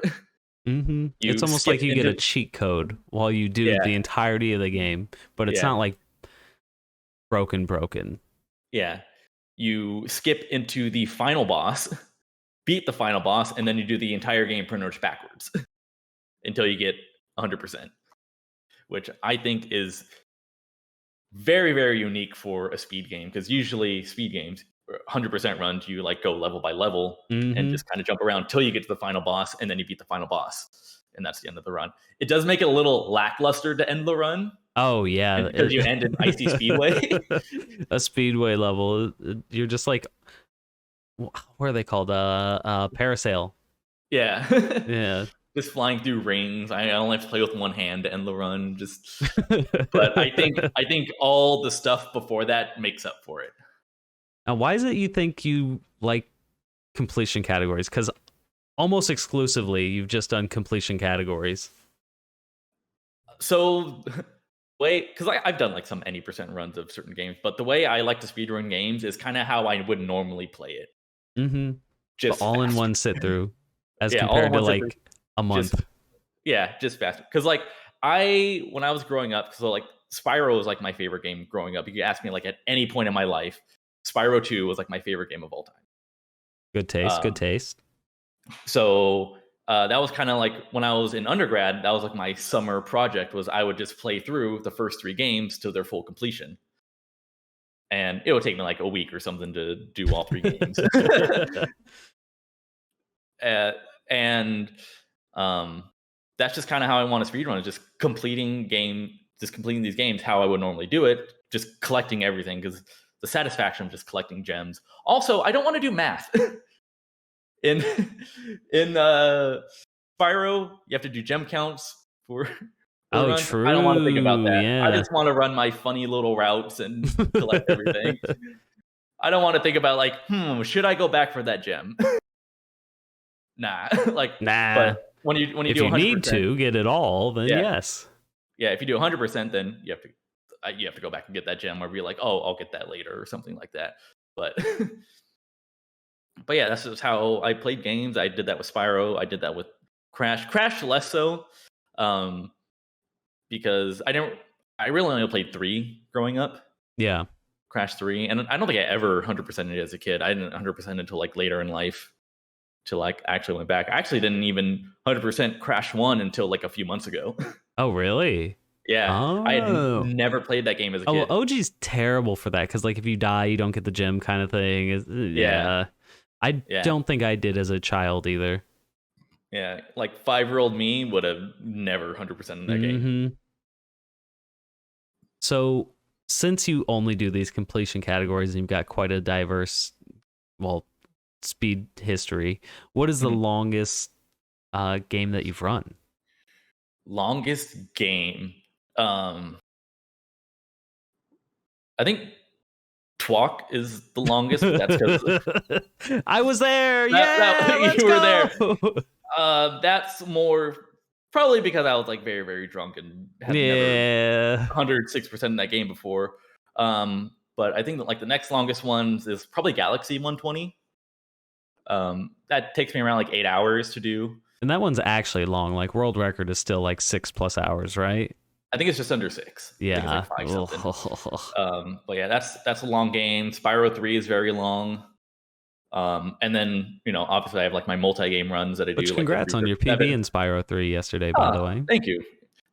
I had like a lot of like minute time losses. Just I forgot the end of level egg in Spooky Swamp, and I had to go back for that. I was like, I know this is probably going to confuse the people who don't know Spyro, but I like left out of Icy Peak, and usually when you leave out of Icy Peak, you have the guy there who takes you to the vehicle that takes you to the boss level, and he just wasn't there. I'm like,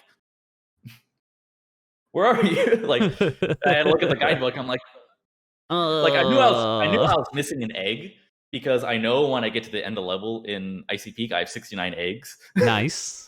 But I only had 68. I'm like, I'm missing an egg. Yikes.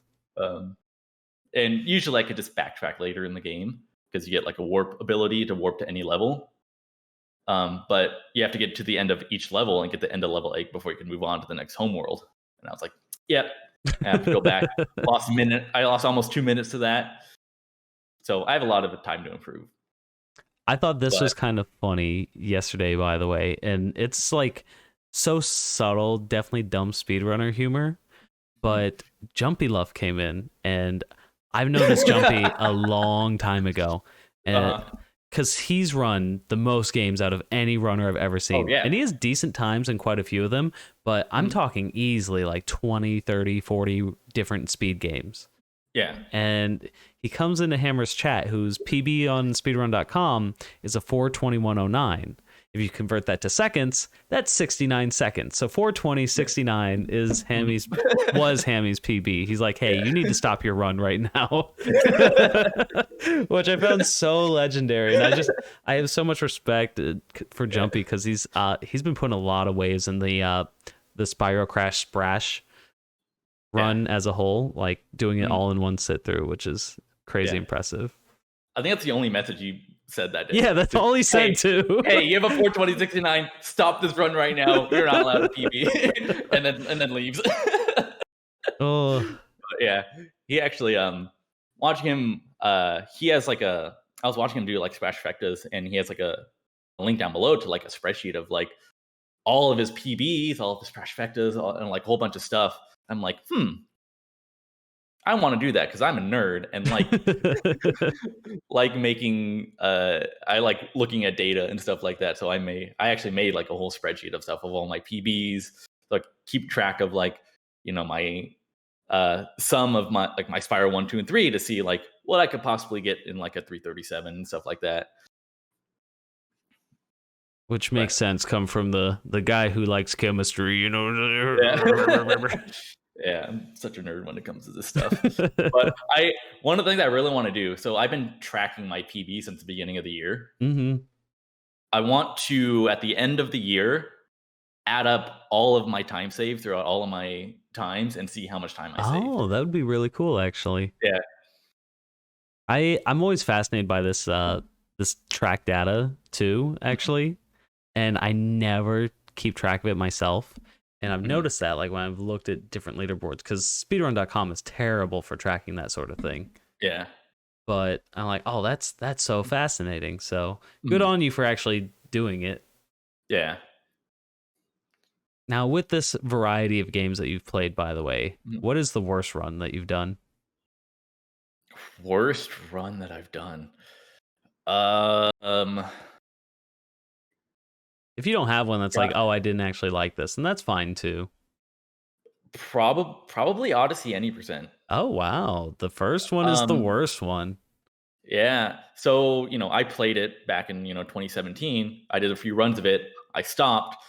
And then, I found Twitch recently. And then one of my friends, Kay, she started running Odyssey any %. And I'm like, hey, when you bop me, I'm going to come back and bop you back. So she bopped me in that. Did you and I'm not like, come all right, back? time to play Odyssey. I did 2 runs of it. I'm like, this is for me. I'm done. That's yours. You can have it. Yeah.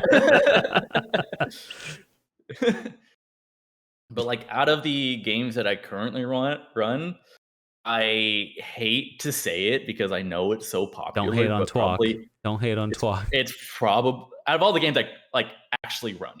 Oh, okay. It's probably Spyro 1 120. Let's go. Yeah, that's probably like controversial opinion, but it's probably like my least favorite of like all the games I like actually run. Ooh, you ready to stir some things up? Stir it up? Yeah. Which is better? Spyro and Crash OG or Spyro and Crash HD? Ooh, interesting. I feel that like the Spyro games are like, I feel like they're so hard to compare. They're really hard to compare because you play them completely differently. It's obviously personal preference. I think I like the OG games better. Does that make the HD games bad though? No. Like, I think Reignited and NST are really cool speed games, and I feel that especially like Reignited like is very underappreciated because of like the I think the platform that OG kind of has. I think a lot of people tend to ignore Reignited, but I think it's a really cool speed game, and there's a lot of talented runners in that. I found that to be a really odd thing too. Sorry to interrupt you, but yeah, Spyro Reignited, I feel like is so good, and like Spyro 1 especially, very popular. Lots of people love it, and they're almost entirely different games, which is fine. Yeah. But man, I think HD's is really good, and almost nobody gives a shit about it. Especially 2 and 3. Yeah. Like people run Spyro 1 and Reignited, but like 2 and 3 I think are completely ignored. Which, I think, doesn't make any sense. Yeah. I know there was like a 3 NE surge in Reignited a while ago, but it's kind of not really there anymore. Yeah. It'll go through waves, as do most things, I feel. Yeah. I think the only one of the games, or maybe 2 games, where I feel that there is like one clear winner for me at least is Spyro 2. I think OG is far better. Yeah. just because of all like the glitches and like out of bounds double jump and everything that you get to do and break the game. Kind of gives you a And little I bit of think everything for a yeah, platformer. and I think NST1 is better than OG1. I think that's terribly wrong. Really? I hate NST1, but OG1 I think is sick. I I think Only because like, and this alone ruins it for me. The levels and stuff are set up so meticulously perfect, and then they put in the HD's engine, and like where you could previously just jump off a box, and then you're meant to go to this platform, and it feels very fluid. It feels nice. Mhm. HD's like, if you do that, you're gonna die. You have to hit the yeah. box, spin it because jumping's slow, and Mhm. then land next to it, spin so you extend your jump distance a little bit, and then make the jump so that way you just don't die. And like, Mhm. it's not, nobody played this game. It's not polished. Add like twice as much distance to your jumps and maybe it'll be good. Yeah. Like jump off a crate specifically, not the standard jump, because the standard jump Yeah. works and you Yeah. can get good at it. And I'm sure if you get good at it, you can enjoy it more. But I never found it worth my time. Yeah. I I still think OG Crash 1 is a sick game in general, but it's just especially starting out because I still have only done like 2 runs of it. Mm-hmm. So maybe it'll change in the future. Um, but it's just brutal. The brutalness It's sucks. Yeah, it is that brutal. much I agree with you. Yeah, for sure. I Um, don't want to run it. it's very hard to get used to the movement because it is kind of clunky because I think it was a launch title for Yeah, PlayStation. it's definitely it's relic Because of I think it was PS1 '96. time. Yeah. So it is a little clunky at times. The save system is like super dated. But I think probably once you get better at it, it becomes a lot less like frustrating. I think it's probably still frustrating, as like all Crash games are. Mm-hmm. But I think I think it might be that growing pains, as I talked about earlier. That makes sense. Mhm. Now, Hammy, do you have any games you love to watch but have no intention of picking up? There are a few. Uh, Crash 4, it's about time. Love watching it, but God, that my brain is too small for that game. Yo, I shout out to cannot the deal boy with like Reeds. yeah, Reeds, Cookie, all those like Mm-hmm. super talented runners. Like I don't know how they do it. My brain does not work that way with the mask switching Oh yeah. everything. Oof. Um, yeah, I think another cool game is like Final Fantasy games. Oh really? Yeah, I think those. I think the premise of speedruns of Final Fantasy games are like super super cool because it like those games. It feels like a journey you're going on. I think that's fair enough.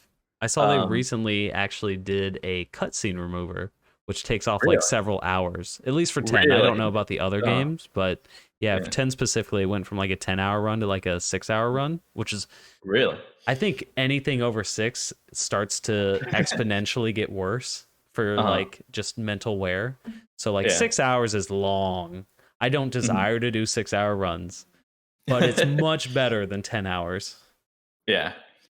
But yeah, I just think it's super cool and like the the improvisation that you have to do in Final Fantasy runs with like the RNG and like the fights and everything and the encounters, I Oh think yeah, is really true. cool. Yeah. Which kind of like in a similar sense like Pokemon too, I think are Mhm. there's a lot of like thinking on the fly you have to do. I Um I definitely I come to learn and appreciate it because at first I'll say my initial thought towards like Pokemon and turn-based games for speedruns is like, eh.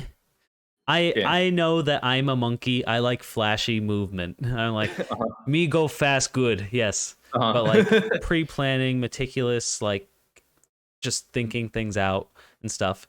yeah. It has a lot of respect, but it's not something that I ever thought for myself. But I've grown to Yeah. appreciate it for sure.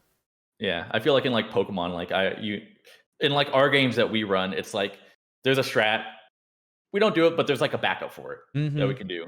And it's kind of like we know like kind of what could happen and how to prepare for that. To where a Pokemon game, you could just get crit out of nowhere and it's like you lose and Fun. yeah. Oh yeah, Uh, you've been trying those like the Kaizo Ironmons recently, right? I have, How yeah. have you been liking that? It's fun. Um, I don't have the experience going into it as like probably a lot of other people do with Pokemon. So I have to like look up a lot of information and stuff. But I think it's fun. Definitely making a lot of mistakes um, that will come with time. But it is it's frustrating at times because you could just. I feel like the early game is just a lot of RNG. And anyone who doesn't know, Kaizo Ironmon, it's a Pokemon challenge where like all like the Pokemon are randomized. Um, the base stats, like the combined base stats is the same, but it could be distributed randomly. And all trainers have like a 50% level increase. So your first fight, you're fighting a level 8 as a level 5. Oof. So you can get stuck there. If you don't roll like a really good mon, you just get stuck there. And you could be there for an hour without getting out of that first fight. And if you die, you reset. And I feel that once you get out of that early like RNG phase, it becomes a lot more skill based, and you have to make more decisions. And that's the part I'm trying to get better at, is making these better decisions. And that's just going to come with time. But it's really fun when you get something going, and I feel like it's like I feel like you get a lot of content out of that. Oh, for sure, Just yeah. because there's so much unexpected stuff that happens. It seems to feed that same like itch for a lot of people as speedrunning, actually. Yeah. Just kind of the nature of it is like it's going to be dynamic. It's I mean the same routing and stuff like that, but you kind of have to adjust. And also it's unforgiving, reset heavy, but you just wait. You're like, the God run is coming. It's gonna happen. Yeah, I saw someone beat it, I think just yesterday, on their snap. 24th attempt. Oh, meanwhile, look at JoJo with his like 924th counter or something. There's people that are like on like attempt 3,000, 4,000 that have been doing it for like months. They're throwing for content. Like, I don't believe them. And yeah, it's crazy. Just one person. It's just like a day. Well, maybe like 2 days, just because of how long like a successful run takes. It could take like like 20 hours. Yeah. But yeah, just to be done with that in like 2 days when people have been doing it for like months and months is crazy. It's like you gotta feel like screw that guy. Like, come on. Like, awesome that you did it, but also like screw you. I'm only on like attempt like 102 and Oh, are you really already at 102? That's nuts. Yeah, I mean, I've only done 2 streams of it, so that's what I'm saying. Already at 102. Yeah. Now, are there any future speed games that you are looking to pick up? Window shopping, perhaps. Yeah. So I did a run of like Tomb Raider 2013. I remember this. Yeah. Probably. I don't know how long ago it was. It was probably like close to a year ago. That I want it was fun, and I want to get better at it.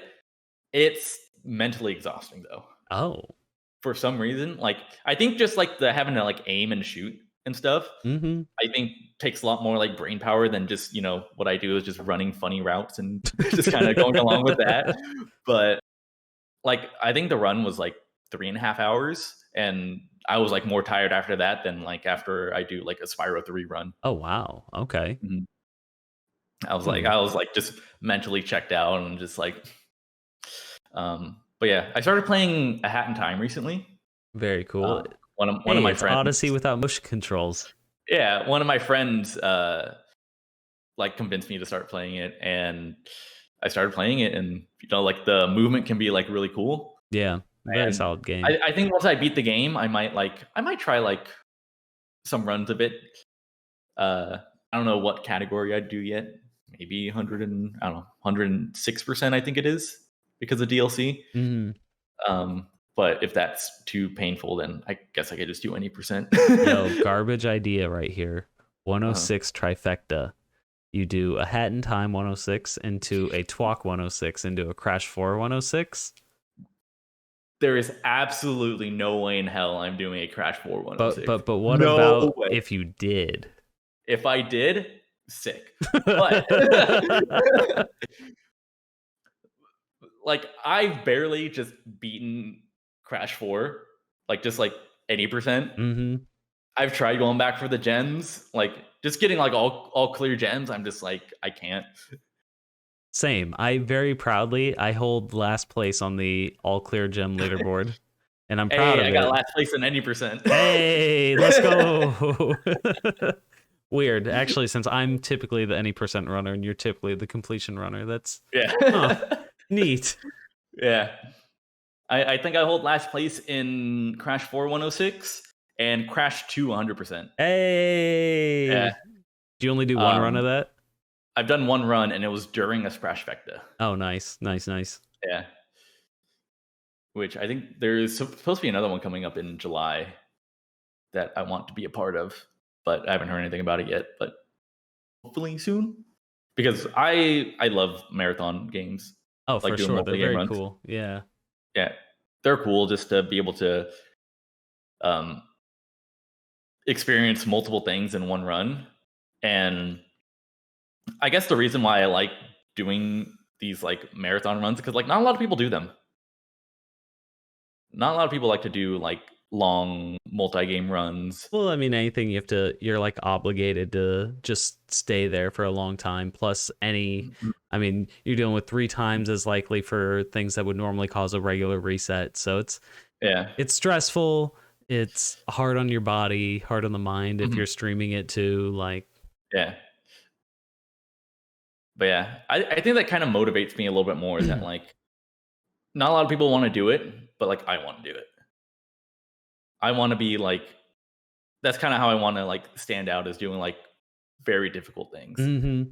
And whether that be very long runs or like doing like these challenge runs and stuff, is that like I want to be like kind of someone who stands out and like, you know, kind of makes me unique, I guess, in a way. Yeah. I'm realizing now what a perfect pairing, you and Cookie doing this 1545 thing, because you are the 2 people I think of when I think of like completion crackheads. Yeah. For sure. So Cookie and I are like 2 peas in a pod. In that aspect. 2 crack rocks in a pipe, sure. Yeah. We want to do a co-op 1545. Oh, I could see it. But like no one wants to do the rare games. N64 rare games were rough. Yeah, Cookie, like he was like, I'll do Mario, I'll do Crash, you do Spyro and Rareware. I'm like, no. Yeah. All right, this is definitely one of the longer episodes. I'm gonna let's hit our PMC trilogies. His idea, something I really liked. I started last episode, kind of keeping his legacy alive, and also just it was something that I really liked. I'm gonna take a recurring bit, ask my guest right now to leave a question for the next guest. So in a second, let's see whatever question you have. But this week, your question is, what is one trick in a game that you just don't really like or you can't seem to get consistently? Perhaps where everyone else like, oh, you just do this and it's free. Yeah, I mean, like one of the things that like first comes to mind is gulp skip in Spyro 2. Oh, that's what I was thinking too. Yeah. Gulp skip seems awful. Yeah, it feels like there's a way to get it consistent, but it feels just like so much RNG. Mm-hmm. And also like the way you do it is like really super weird, because you have to go behind, you have to like climb the castle like out of bounds and go in backwards to like this breakable wall and like fall into this breakable wall and like clip through that wall. But it's just like, it feels just like so precise, and it's just frustrating when you can't get it. Luckily it's at the very beginning of the run and not at the very end, because it feels at the very end. I hate that. It's still like 9 minutes in, which is crazy frustrating to me, but you know, compared to an hour in, that's nice. Yeah. That was like one of the biggest like roadblocks for me to actually running Spyro 2, and is learning climb skip and gulp skip. Mm-hmm. I So will say you do kill climb skip now. oh, thank you. Yeah, it does take me like a couple tries sometimes, but it is a little more consistent, and I can usually do gulp skip without game overing now. And do But yeah, you also, have? Yeah, what's up? What up? oh, I was gonna say also, one thing that I like am scared to learn is like credit skip in Spyro Oh, 1. really? Yeah. I just do like the disc opening thing. Poverty. Yeah, the poverty skip and just skip the credits. Because like actual credit skip seems like not fun. Because that's something at the very end of the run. It's so cool. I like it. Mhm. It's cool. It is really cool to look at, but when you're actually running it, and if you're like, I don't know, maybe like 30 seconds ahead, it's like, Oh yeah, to risk yeah, that much yeah, time. because True. it's at least a minute if you fail it, and um, it's easy to push button. And like you lose a minute and a half to credit skip by doing that, but you save like a minute and a half over watching the credits by Yeah, doing that. Um, it's definitely that high risk, high reward. yeah, and like the biggest risk you have with like the opening the disc tray is crashing the game, which hasn't happened to me yet. Fingers crossed. Knock But on everything. yeah. Mhm. Now, do you have a question for our next guest, which may or not be Mhm. bleep here, Dylan J. Fox? All right. Can I ask a speedrunning question and a non-speedrunning question? Yeah, go ahead, send it. All right. My speedrunning question is: are there any like games or like strategies that you just don't understand at all? You can watch so many videos on it that you just do not understand how anything works. And like for me, that'd be like anything Ocarina of Time related. Anything. All I of have it. no idea how that game works. Yeah. People doing like the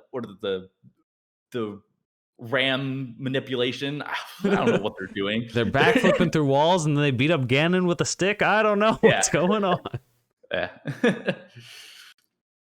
But yeah, that's my first question. My non-speed running related question is a calzone a ravioli? Is calzone a ravioli? Yes. Oh. And to me, it is. It is. It is. It's a starchy thing with stuff in it. It's a ravioli. but big and not soft. Who said there was a size limit on ravioli? I guess that's true. You know what? And they're both Italian. I you know what I mean. Calzone's a ravioli. All right, hell yeah. But would you? Yeah, you know what? You'd also just pour sauce on top of it. I'm in. Yeah. Also, I love when Shinji just jumps on the back of your chair. Oh, it's so yeah. He just all the time. You got a He question, just, like, bud? chills. You got a question for him? No, silent as usual. Oh, it's a secret. Oh, he says we've been going about 2 hours and he wants to go outside. So, All right. Thank you so much for your time. I definitely enjoyed it. Having me. And yes, good luck with your 1545. I will definitely be peeping in. And Thank where you. can the people find you? At twitch.tv/HammerHeadLabs. Do a point above your left nipple. Left. There we go. There. Perfect. Yeah. Yeah. But yeah, I pretty much play Spyro most, like 75% of the time I'll be playing Spyro. If not, it'll probably be Crash or Pokemon. But yeah, if you love completion, you love a variety of speedruns, you love Sprash, or just in general, a nice homie to hang out with, check out HammerHeadLabs. He's also doing YouTube, a little bit of the talk, definitely on Twitch. Be sure to check him out. I'll put all the links in the description of the YouTube video below here. And if you're an audio listener, just do it. Yeah. All right. Take care, man. Wait, I have one question for you. Oh, go ahead. Go ahead. I didn't prepare you for this, but oh, one shit. for the road. Roadie? All right, brother, man. All right. You pouring a glass, or are you I'm just drinking. a hammer chugger? Yeah. All right. 89 chug. All right. Let's go. Cheers on a good podcast. Good podcast. Yeah. Good podcast. Yeah.